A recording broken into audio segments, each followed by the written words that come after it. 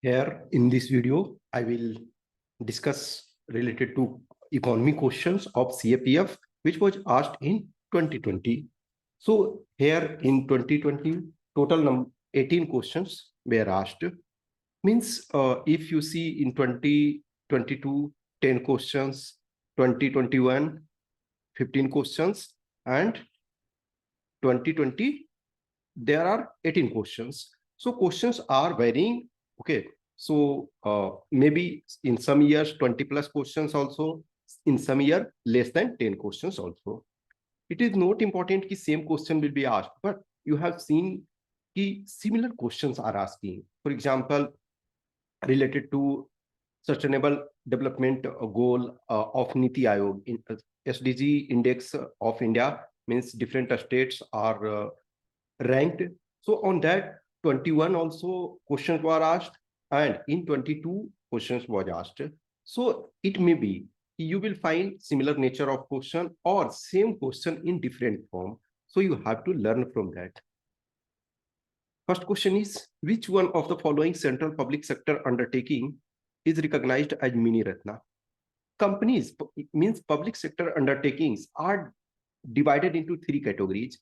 First category is highest level Maharatna, then Navratna, then Mini Ratna. In Mini Ratna, there are two categories, Mini Ratna 1 and Mini Ratna 2. Total number of Maharatna at this time is 12.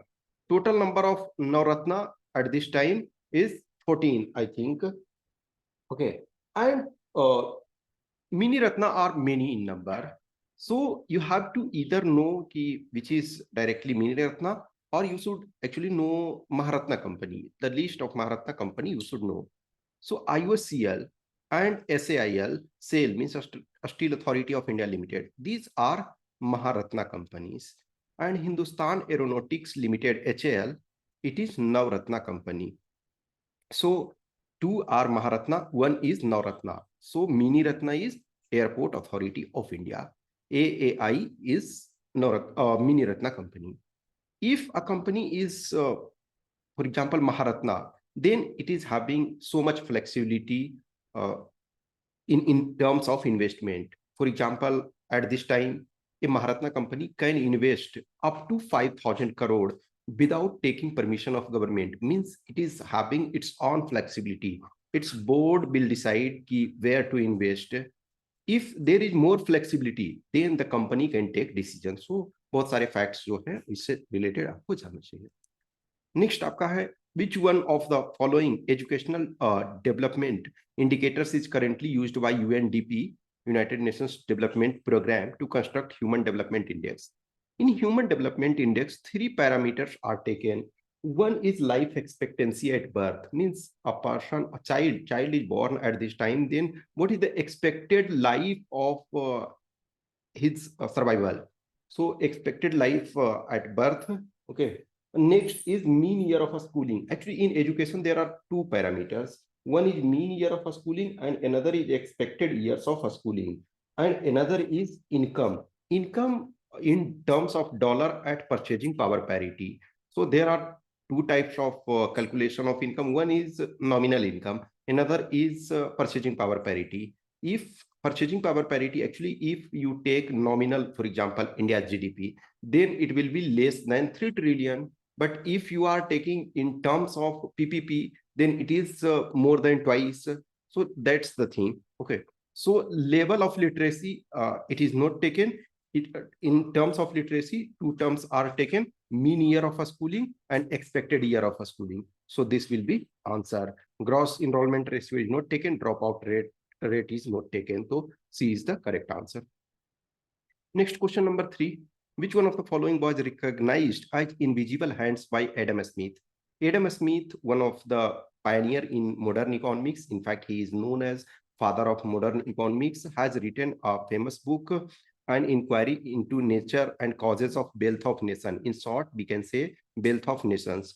In Wealth of Nations, he promoted that there should be some invisible hands which will promote market mechanism, you can say. Means he gave the concept of laissez-faire. Laissez-faire means keeping all things unchanged. Means there is lesser interference from government. Means ये क्या है, market mechanism को promote करता है कि जिसके पास resources है और वो प्रॉपर ऑप्टिमम यूटिलाइजेशन कर रहा है, means the person will grow और एनी कंपनी। सो ये मार्केट मैकेनिज्म की market will balance the things. यहाँ गवर्नमेंट का जो है, आप केन्स का जब पढ़ोगे, जॉन मेनार्ड केन्स, तो वो गवर्नमेंट पर अधिक जोर देता है कि क्योंकि विदाउट गवर्नमेंट इंटरफेरेंस जो है वो आपका इकोनॉमी प्रॉपर वर्क नहीं कर सकता है। लेकिन जो एडम स्मिथ हैं वो मार्केट मैकेनिज्म को इनविजिबल हैंड्स के रूप में मानते हैं। Okay, so B is the correct answer. Next है fixation of price levels for wheat and rice by the CSCP commission for agriculture cost and prices is an example of. CSCP इन अभी जो वर्तमान में है वो 23 क्रॉप्स के लिए MSP डिक्लेयर करती है, यानी कि मिनिमम सपोर्ट प्राइस। तो ये आपका सपोर्ट प्राइस होगा, minimum support price, so that farmers can have some advantage. अभी वर्तमान में जो है वो आपका जो कॉस्ट होता है फार्मर्स को, तो फार्मर का जो कॉस्ट होता है उसका आपका 1.5 टाइम्स प्राइस मिलता है। सपोज किसी क्रॉप को प्रोडक्शन करने का कॉस्ट जो है 100 रुपीज है, तो MSP मिनिमम जो है वो 150 रुपी होना चाहिए। अब कॉस्टिंग डिफरेंट टाइप्स के होते हैं। एक तरह से सपोज A2 कॉस्टिंग होता है, A2, और वन होता है FL। A2 मीन्स है actual cost in the sense की cost of rent of agricultural land और प्लस जो है फार्मिंग इनपुट लगाते हो। एक FL जो होता है वो आपका अपना फैमिली लेबर होता है। तो अभी जो MSP कैलकुलेट किया जाता है वो A2 पे किया जाता है, लेकिन फार्मर्स यूनियन जो है, फार्मर्स वो डिमांड करते हैं कि A2 प्लस FL होना चाहिए। यदि आप A2 प्लस FL लेते हो तो वो मच मोर होगा। तो ये आपका सपोर्ट प्राइस यानी कि minimum support price. Market price obviously है कि जो मार्केट में तो आपको जितना प्राइस मिल सके, यदि आपको MSP से ऊपर मार्केट में मिल रहा है तो दैट्स फाइन, आपको उसको लेना चाहिए। नेक्स्ट है क्वेश्चन नंबर 5 कि mobile phone operators market in India is an example of. तो मोबाइल फोन जो है वो आपका डिफरेंट ऑपरेटर्स हैं। Mobile phone operator for example Jio है, आपका वोडाफोन है, एयरटेल है, BSNL है। तो वेरी फ्यू प्लेयर्स हैं, मोनोपोली नहीं है। मोनोपोली हट गया। मोनोपोली जब एक ही होता, जस्ट एक हाइपोथेटिकल सिचुएशन दो कि कल के डेट में जो जियो है, Jio is the only player in the market, तो वो उसको मोनोपोली कहेंगे। तो ये मोनोपोली हो जाएगा। मोनोपोलिस्टिक कंपटीशन का मतलब है कि there are n number of firms, 100, 200, 500,000। तो क्या आपको लगता है कि आप किसी भी मोबाइल ऑपरेटर कंपनी आप अपनी ये बना लोगे मिनिमम रिसोर्सेस? नो, इसके लिए बहुत ज्यादा इन्वेस्टमेंट की जरूरत होती है। तो ये मोनोपोलिस्टिक कंपटीशन नहीं है, ओलिगोपोली है। यस, ओलिगोपोली का मतलब ओलिगो मीन्स फ्यू होता है और पोली, ओलिगोपोली का मतलब है फ्यू कंपटीटर्स हैं। अब इसी का ओलिगोपोली का एक स्पेसिफिक केस होता है जो डिओपोली होता है, डुओपोली। डुओपोली मीन्स है कि दो ही कंपटीटर होंगे, एक कोई प्रोवाइड करा रहा है और दूसरा कोई प्रोवाइड करा रहा है, तो दो प्लेयर होंगे। लेकिन ये ओलिगोपोली है, मीन्स फ्यू है। तो ये अब परफेक्ट कंपटीशन में क्या होता है कि there is no price variation, same product है और उसमें एन नंबर ऑफ प्लेयर्स हैं, n number of seller, n number of buyers हैं। परफेक्ट कंपटीशन ऑब्वियसली है in general in just few things. In theoretical basis perfect competition is existing.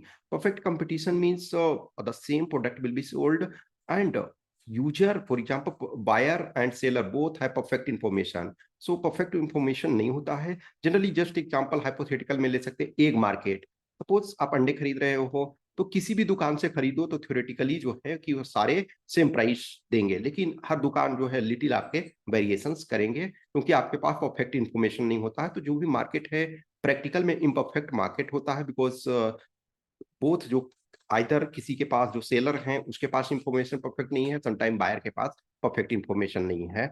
Okay, सो यहाँ oligopoly हो जाएगा।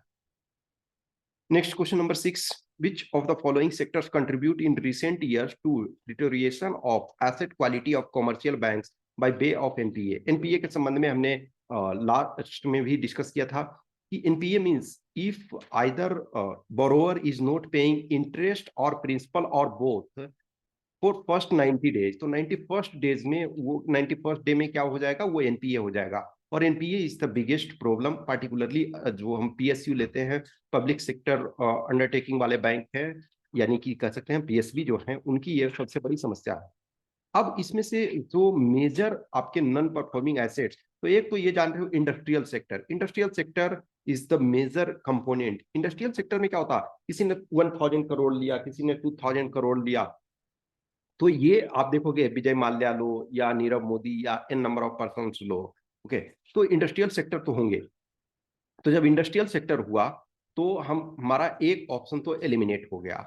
अब देखो फोर्थ नंबर में यदि हम देखते हैं तो information technology sector, information technology NPA क्यों करेगा, क्योंकि आईटी सेक्टर जो है वो प्रॉफिटेबल है, वो in general exceptions are everywhere, but in normal जो है इंफॉर्मेशन टेक्नोलॉजी सेक्टर है, आईटी सेक्टर है, वो प्रॉफिटेबल है। तो जब वो कोई भी प्रॉफिटेबल प्रॉपर तरीका से है तो वो उस जो लोन ले रहा है उसको चुका देगा। तो फोर्थ ऑप्शन भी हमारा नहीं होगा। तो टू है, तो टू दोनों में है। अब ये देखो infrastructure sector, yes, infrastructure sector में जो है लॉन्ग जेस्टेशन पीरियड होता है। जेस्टेशन पीरियड का मतलब आज आपने इन्वेस्टमेंट स्टार्ट किया तो आपको बहुत टाइम लगेगा। जैसे सपोज लॉन्ग जेस्टेशन पीरियड है तो मान के चलो इंफ्रास्ट्रक्चर प्रोजेक्ट में sometime 10 years, 20 years, 30 years, 40 years तक वो ब्रेक इवन पॉइंट पर पहुंचने में लगता है। ब्रेक इवन पॉइंट वहां होता है जहां से आपका जो पॉइंट पे आपका कॉस्ट कवर हो जाता है, जो आपने इन्वेस्टमेंट किया वो कॉस्ट कवर हो गया और उसके बाद जो है आपको प्रॉफिट मिलने लगता है। तो इंफ्रास्ट्रक्चर सेक्टर में बहुत ज्यादा इन्वेस्टमेंट लगता है। तो 2 और 3 हो गया। अब 1 agriculture and allied sector, agriculture और एलाइड सेक्टर में जो लोन दिया जाता है वो मिनिस्कल दिया जाता है और शॉर्ट टर्म के लिए दिया जाता है, तो वो जनरली रिकवर हो जाता है। तो ये बहुत बड़ा प्रॉब्लम नहीं है। तो आपका डी इसका करेक्ट आंसर है। नेक्स्ट है पहल, an initiative to transfer the subsidy to the direct bank account of the beneficiaries is related to। तो ये एलपीजी कंज्यूमर्स के लिए है। लिक्विफाइड पेट्रोलियम गैस जो है आप सिलेंडर में जो यूज करते हो, फॉर एग्जांपल 14.2 केजी के सिलेंडर में या 5 केजी के सिलेंडर में, तो ये आपका जो इसका मतलब होता है प्रत्यक्ष हस्तांतरण लाभ। प्रत्यक्ष हस्तांतरण लाभ का मतलब है कि डीबीटी, यानी कि डायरेक्ट बेनिफिट ट्रांसफर इसमें है कि जो कंज्यूमर के अकाउंट में डायरेक्ट ये चला जाता है। और ये जो सब्सिडी दिया जाता है पहल के तहत वो अप टू 12 पर ईयर के लिए, 12 सिलेंडर पर ईयर आप ले सकते हो। ऐसा नहीं है कि अनलिमिटेड आप लोगे, तो अप टू 12 ले सकते हो। और ये जो है आपका 2013 में लॉन्च हुआ और इसका टारगेट है कि जो एन नंबर ऑफ जो पीपल हैं वो अभी जो किरोसिन या फिर कन्वेंशनल वुड और अदर थिंग्स काउ डंग्स को जला रहे हैं, तो उनको एक तरह से एलपीजी कनेक्शन को प्रोवाइड करना। नेक्स्ट आपका सौभाग्य, तो सौभाग्य जो था वो सहज बिजली हर घर योजना। सहज बिजली हर घर योजना के तहत जो है कि 100% इलेक्ट्रिफिकेशन हमको प्रोवाइड करना। अब किसी गांव में इलेक्ट्रिसिटी है, इट डजेंट मीन कि 100% घरों में इलेक्ट्रिसिटी हो जाएगा, क्योंकि जो लेना चाहेंगे वही ना, जो कनेक्शन नहीं लेना चाहते हैं उनको आप जबरदस्ती नहीं दे सकते हो। तो इसका ये टारगेट था कि सारे घरों में जो है इलेक्ट्रिसिटी पहुंच जाए। तो providing cash money to women giving birth to single female child, no. Connecting kitchen of every household with pipe cooking gas, no. Strengthening and augmenting infrastructure for pipe water supply, no. Achieving universal household electrification in the country, means इसका full form यदि आप जानते हो सहज बिजली हर घर योजना, तो आप इसका बना सकते थे। तो डी इसका करेक्ट आंसर हो गया। नेक्स्ट है growing 2 or more crops in the same field but in different row. For example different row है, तो इसमें से इसका फायदा क्या होता है ना कि कुछ क्रॉप जो है वो जल्दी तैयार हो जाते हैं और कुछ क्रॉप जो है वो लेट थोड़ा सा होते हैं। फॉर एग्जाम्पल लो शुगर केन, शुगर केन एक ऐसा क्रॉप है, वो सपोज 9 to 10 मंथ्स आपको लगता है प्रिपरेशन प्रिपेयर में। आज के डेट में कुछ आ गए हैं अच्छे ठीक ठाक, या फिर उसको मॉडर्न तरीके से चीजों को करते हो तो 6-7 मंथ्स में भी तैयार हो जाते हैं, लेकिन इन जनरल जो है 9 मंथ्स के आसपास लग जाता है। तो उसमें आप क्या करो कि इनिशियली वेजिटेबल्स लगा सकते हो, सपोज कुकुम्बर, वाटरमेलन, ये सब आप लगा दो। या फिर फॉर एग्जांपल तूर जो है, अरहर दाल जिसको कहते हैं, तो अरहर वाला भी जो अब अभी जो हाइब्रिड आ गया है उसमें से आपका वो जल्दी तैयार हो जाता, अदरवाइज उसमें भी 9-10 मंथ। तो उसमें देखो हम लोग के यहाँ मेज मक्का लगा देते थे, तो वो क्या है कि मक्का आप इस ढंग से लगाओ कि दोनों सरवाइव करे, अल्टरनेट रो में लगाओ, अब उसमें से क्या है कि बीच में जो स्पेस आपका मक्का ले रहा था तो मक्का जल्दी कट गया, तो फिर बाकी बचा, या वेजिटेबल्स लगा रहे हो, वेजिटेबल्स वो जल्दी तैयार हो गया, फिर उसका खत्म हो गया, फिर जो क्रॉप मेन क्रॉप है वो रहेगा। तो इसको क्या कहते हैं, इंटरक्रॉपिंग कहते हैं। ये एक definitional term intercropping. Crop rotation का मतलब होता है कि एक टाइम में ये क्रॉप लगाए, दूसरे सीजन में दूसरे क्रॉप लगाओगे। फॉर एग्जांपल कुछ जो क्रॉप्स हैं, फॉर एग्जांपल दलहन के जो हैं पल्स वाले हैं, तो वो नाइट्रोजन फिक्सेशन का काम करते हैं। तो क्रॉप रोटेशन का एडवांटेज ये होता है कि जो डिफरेंट क्रॉप्स हैं उनके रिक्वायरमेंट डिफरेंट होते हैं, डिफरेंट न्यूट्रिएंट्स की आवश्यकता होती है। तो आप क्रॉप रोटेशन करते हो तो जो न्यूट्रिएंट्स है सॉइल का वो आपका मेंटेन रहेगा। अल्टरनेट क्रॉपिंग जो है एक तरह से वैकल्पिक खेती की कुछ एक्स्ट्रा दूसरी चीजें लगा रहे हो। मान के चलो कि रेगुलर आप सपोज पैडी वीट कल्टीवेट कर रहे थे, उसके जगह पे कुछ टाइम के लिए आप कुछ अपने फील्ड्स में दूसरे क्रॉप को लगाओ। खरीफ क्रॉप ऑब्वियसली खरीफ और रबी डिफरेंट सीजन में लगाते हैं, तो ये नहीं होगा, तो इसका बी हो गया। नेक्स्ट आपका है which one of the following has the largest contribution to the gross tax revenue of government of India in 2019-20। तो ये 2019-20 जो है वो उसके अनुसार जो आपका कॉरपोरेशन टैक्स था वो हाईएस्ट। लेकिन अब जो आपका एग्जाम होगा, मान के चलो इस ईयर का जो 23 का आपका एग्जाम होगा वो अगस्त में होगा, तब उस समय जो आपका आंसर होगा वो जीएसटी होगा। क्योंकि गुड्स एंड सर्विसेज टैक्स में देखोगे कि अभी अच्छा खासा in fact on an average 1,30,000 plus her month ये हो रहा। तो जीएसटी का जो दायरा है वो बढ़ता जा रहा है, क्योंकि गवर्नमेंट जो है बहुत सारे रूल्स रेगुलेशंस और इसको एक तरह से कोशिश कर रही है कि जो टैक्स चोरी हो रहा है वो मिनिमम हो। तो इस पॉइंट ऑफ व्यू से जीएसटी बढ़ता जा रहा है। तो अभी जो है वो आपका अब जीएसटी जो है नेक्स्ट आंसर जब एग्जाम में आपका आएगा तो जीएसटी तो में भी ये क्वेश्चन आपको पूछ सकता है। तो लेकिन इस आंसर के अनुसार, इस ईयर के अनुसार आपका कारपोरेशन टैक्स है, यानी बी आंसर है। लेकिन अब जो न्यू आपका एग्जाम होगा उसमें ए हो जाएगा। नेक्स्ट आपका है एमएसएमई। एमएसएमई का मतलब होता है micro small and medium enterprises. तो माइक्रो स्मॉल और मीडियम इंटरप्राइजेस, तो डी इसका करेक्ट आंसर है। अब इसमें आपको ये जानना है कि जो माइक्रो है, तो माइक्रो वाले में यानी कि आपका क्या है वो सूक्ष्म। तो सूक्ष्म का मतलब बहुत छोटा एक तरह से। तो सूक्ष्म बहुत छोटा है, तो उसमें आइदर जो है आपका इन्वेस्टमेंट जो होना चाहिए वो इन्वेस्टमेंट अप टू 1 करोड़ तक का होना चाहिए, और टर्नओवर जो आपका होना चाहिए वो अप टू 5 करोड़ तक का है। तो जो आप प्लांट्स मशीनरी ये सब में इन्वेस्टमेंट अप टू 1 करोड़ तक किए हुए हो, और जो आपका टर्नओवर एनुअल है वो 5 करोड़ तक है, तो वो माइक्रो होगा। स्मॉल में क्या है, जो आपका इक्विपमेंट्स वगैरह हैं वो अप टू 10 करोड़ के होने चाहिए, और मतलब मैक्सिमम यानी कि 1 से प्लस और 10 करोड़ से कम। और जो आपका एनुअल टर्नओवर होना चाहिए वो आपका 5 से लेकर के आपका 50 करोड़ तक होना चाहिए। और जो आपका मीडियम इंटरप्राइजेज है उसमें जो इन्वेस्टमेंट आपका है प्लांट एंड मशीनरी में वो अप टू 50 करोड़, एंड जो एनुअल टर्नओवर है वो 250 करोड़। तो इसको भी आपको जानना चाहिए। Next question number 12। Which one of the following is the top ranking country in the world economic forum 74th global energy transition index. अब ये देखो 74th ये थोड़ा पुराना, लेकिन अभी जो लेटेस्ट डेटा अवेलेबल है उस लेटेस्ट डेटा के अनुसार जो आपका है वो भी स्वीडन ही है लेटेस्ट डेटा के अनुसार। और स्वीडन आपका फर्स्ट रैंक में है, फिर आपका जो नॉर्वे है वो सेकंड रैंक पे, और डेनमार्क आपका थर्ड रैंक पे है। ओके, तो ये आपका सी हो गया। नेक्स्ट क्वेश्चन नंबर 13 की what is the minimum reduction in projected demand of conventional energy at the end of 5 years as per the development of solar cities programme. Means जब आपने सोलर सिटीज प्रोग्राम स्टार्ट किया तो उसमें next 5 years तक आपने target कितना रखा कि रिडक्शन हमको conventional energy source in the sense की डीजल पेट्रोल और जो भी चीजों से आप यूज करते हो उसको कम करके आपको सोलर पे अधिक से अधिक फोकस करना है, ताकि कन्वेंशनल जो आपका है वो कम हो और सोलर का इंक्रीज करे। तो कन्वेंशनल को मिनिमम 10% कम करने का टारगेट रखा गया। तो ये आपका सी होगा। नेक्स्ट आपका है question number 14। 2011 census has divided the working population of India into 4 major categories. Which one of the following is not one of them? तो ये आपका जो एनसीईआरटी में क्लास 12th का जो एनसीईआरटी है उसको पढ़ोगे तो उसका जो पेज नंबर फॉर एग्जांपल मैं नेक्स्ट स्लाइड में दिए हुए हूँ। तो ये कल्टीवेटर्स हैं। ओके, सो कल्टीवेटर आपके हैं, डोमेस्टिक वर्कर्स नहीं है।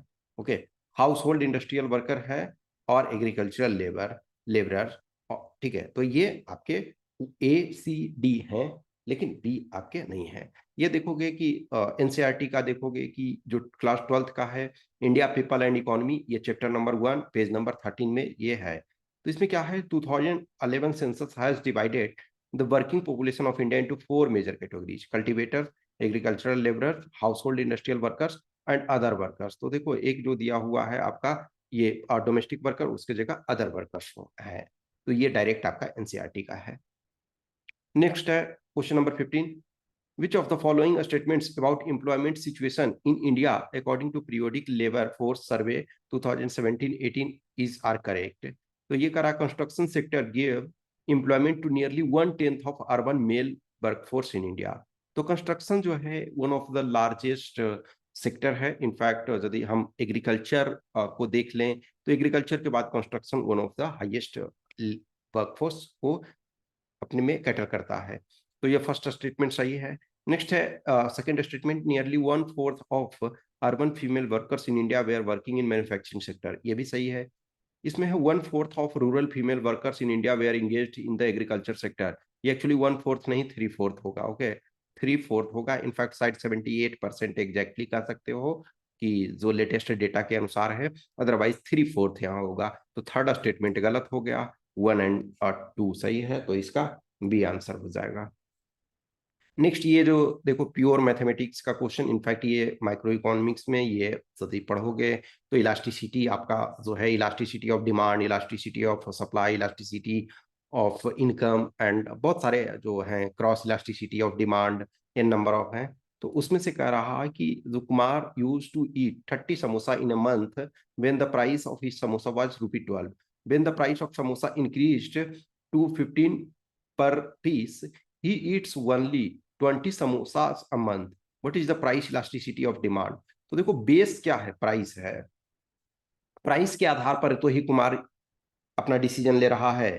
तो प्राइस जो बेस है उसको नीचे रखोगे तो परसेंटेज चेंज इन डिमांड, तो परसेंटेज चेंज इन डिमांड क्या हो रहा है, एक्चुअली ये निगेटिव में हो रहा है। तो इसको मॉड फंक्शन में रखोगे। तो पहले 30 पर समोसा खा रहा था पर मंथ में, अब जब प्राइस बढ़ गया तो कितने समोसा खा रहा है, 20 समोसा खा रहा है। तो जो चेंजेस कितने हुए, तो चेंजेस आपके 20 डिवाइडेड बाई 60, तो चेंजेस क्या हुए अब इंटू 100, तो 33.33% इसके चेंजेज हुए। ये दो निगेटिव में है तो मॉड में आप उसको लिख दो, तो ये 33.33। ओके, अब प्राइस कितना इंक्रीज हुआ, तो प्राइस इंक्रीज ₹3 हुआ, लेकिन बेस इसका क्या है 12 है, इंटू 100 करोगे तो ये क्या होगा 425। तो 25% जो है प्राइस इंक्रीज किया। तो ये क्या हो गया, इसको डिवाइड जब करोगे तो 1.33 आ जाएगा। ऐसे भी सोचो कि ये इसको मॉड को निकालोगे तो ये पॉजिटिव हो जाएगा, तो 1 तो नहीं होगा, ये इसमें कम नहीं होगा, ज्यादा होगा, ये भी नहीं होगा। तो एक्चुअली ऑप्शन इजिली दिया हुआ है, तो आप विदाउट कैलकुलेशन के भी इसको प्राप्त कर सकते थे। हाँ, ऑप्शन क्लोज में सारे दिया हुआ रहता, कोई 1.33 है, कोई 1.45 दिया हुआ रहता, 1.25 दिया हुआ रहता, तब आपको कैलकुलेशन करने की जरूरत थी। अदरवाइज यहाँ ऑप्शन इस ढंग से सेट किया है कि आपको कैलकुलेशन करने की जरूरत ही नहीं है। नेक्स्ट है question number 17, which of the following goods are included to estimate food inflation in India? Food inflation जो एक जो खास करके सीपीआई है, consumer price index. In consumer price index food item is one of the important ingredients. तो wheat को हम करते हैं, पैडी को करते हैं, शुगर। एक्चुअल में यदि सिर्फ इन्फ्लेशन होता तो हम टोबैको को भी इन्फ्लेशन में करते हैं, लेकिन टोबैको, पान और इंटॉक्सिकेंट्स ये अलग ग्रुप में है, तो ये फूड वाले ग्रुप में नहीं है। लेकिन यहाँ फूड आइटम, तो आप टोबैको को फूड के तरह नहीं खाते हो ना, वो इंटॉक्सिकेंट्स के तरह एक तरह से कंज्यूम कर रहे हो, पान मसाले के रूप में। तो जो टोबैको है इसमें फूड वाले में कैलकुलेट नहीं होगा, तो 3 को हटा दो, जिसमें भी 3 है हटा दो, तो आपका आंसर बन जाएगा तो 1, 2 and 4। Last question, but believe me it is the toughest question, and unless until someone is having deep understanding the person can not reply, क्योंकि एनसीईआरटी में देखोगे कि कुछ और दिया हुआ, ये कुछ पूछ और रहा है। ये करा कि in which of the following states high yielding variety of food grains, ये देखो फूड ग्रेन्स के संबंध में करा, where introduced as part of first phase of green revolution means 1966 to 1972। अब देखो एक्चुअल में फूड ग्रेन्स ना होता तो हमारा आंसर ये होना चाहिए था कि इसमें से फर्स्ट फेज में मेनली है कि आंध्र प्रदेश, तमिलनाडु और पंजाब में किया गया। ये आप एनसीईआरटी में भी नेक्स्ट स्लाइड में मैं दिखाता हूं।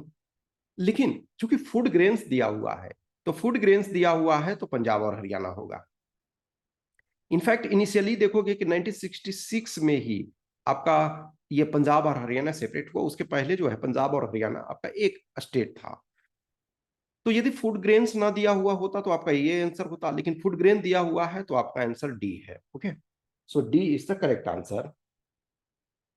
अब इसमें से देखो ये जो एनसीईआरटी का क्लास 11th का Indian economic development chapter 2 page number 24, यदि इसको पढ़ोगे तो इसमें क्या रहेगा, in the first phase of green revolution approximately mid 1960s up to mid 1970s, the use of high yielding variety seeds was restricted to the more affluent states such as Punjab, Andhra Pradesh and Tamil Nadu. अब book तो ये कह रहा है, लेकिन अब ये कह रहा है कि further the use of high yielding variety seeds primarily benefited the wheat growing regions only. अब ये देखो, जो यदि हम ये देखें आंसर इसका, तो जो आपका फूड क्रॉप है, फूड आइटम है, उसमें व्हीट मेनली था। तो यदि फूड वाले देखते हैं, फूड ग्रेन, तो पंजाब और हरियाणा बेल्ट लाभान्वित हुआ। अब बोलोगे आंध्र प्रदेश और तमिलनाडु, तो आंध्र प्रदेश और तमिलनाडु को इसमें कुछ जो कैश क्रॉप्स थे वो उसमें से बेनिफिट हुए। ओके, सो इस पॉइंट ऑफ व्यू से आई नो कि in my opinion out of 18 question it was the most complicated, because आपने एनसीईआरटी को डायरेक्ट पढ़ा, मैंने भी यही चीजें सोचा था। लेकिन जब आप उसको डिटेल में देखोगे तो मे बी मैंने प्रीवियस ईयर जो प्रीवियस वीडियोस था उसमें कुछ हो सकता है मिस्टेक किया होगा, लेकिन फिर मैंने इसको सही से पढ़ा, तो ये आपका सिचुएशन है। ओके, तो ये आपका है। ओके, अब जो भी है क्वेश्चंस क्यूरी कुछ भी रहता है तो आप उसमें बताना, और हमेशा ध्यान रखो कि जो प्रीवियस ईयर पेपर हैं वो डायरेक्ट में भी आपसे नहीं पूछा जा सकता है, लेकिन उससे रिलेटेड चीजें आपको पूछी जाती है। Okay, thank you.